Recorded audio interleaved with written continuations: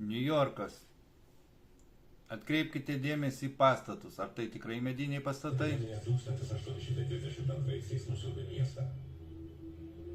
Ši liga sukėlė baimę niujorkiečių širdyse. Atrodė, kad ji buvo atsitiktinai ir bauginamų greičiu. Iš pažiūros sveiki žmonės ryte išeidavo iš namų, užsikrėsdavo šią ligą ir iki vakaro mirdavo. Daugiau nei pusė užsikrėtusiųjų neišgyveno. Šios ligos kėlė didžiulį susirūpinimą. Net ir labai pažangių, turtingų miestų, tokių kaip Londonas ar Niujorkas gyventojams. Epidemijos plito ir kėlė siaubą.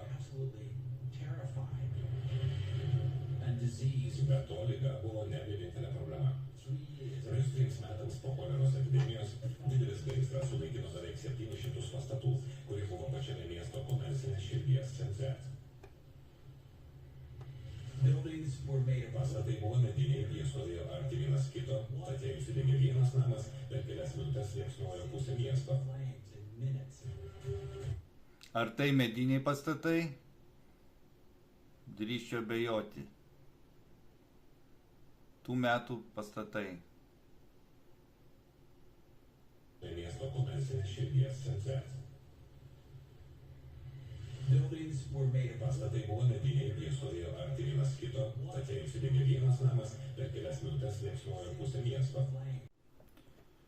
Tai to meto Niujorkas, taip bent jau sako. Ir pažiūrėkite, ar bent vienas namas čia kažkur panašus į medinį.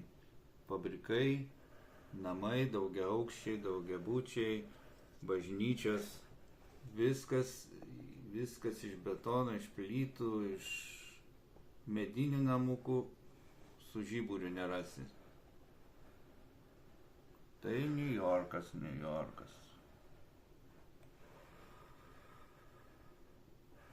Tai va. O mums aiškina, kad čia buvo 700 pastatų, visi mediniai ir užsidegė kaip degtukų dėžutės. Antra, painiojamos datos. Pirma, kaip ir teisybė sako, bet iš tikrųjų tai pirma buvo gaisras, paskiau prasidėjo lygos, pandemijos, choleros, marai. Trečia, žmonės, kurie gesino Černobylio reaktorių, taipogi mirdavo labai greitai. Ketvirta, tie gaisrai tuo metu, būtent tuo laikmečiu, vyko visame pasaulyje. Tai tiek, darykitės išvadas.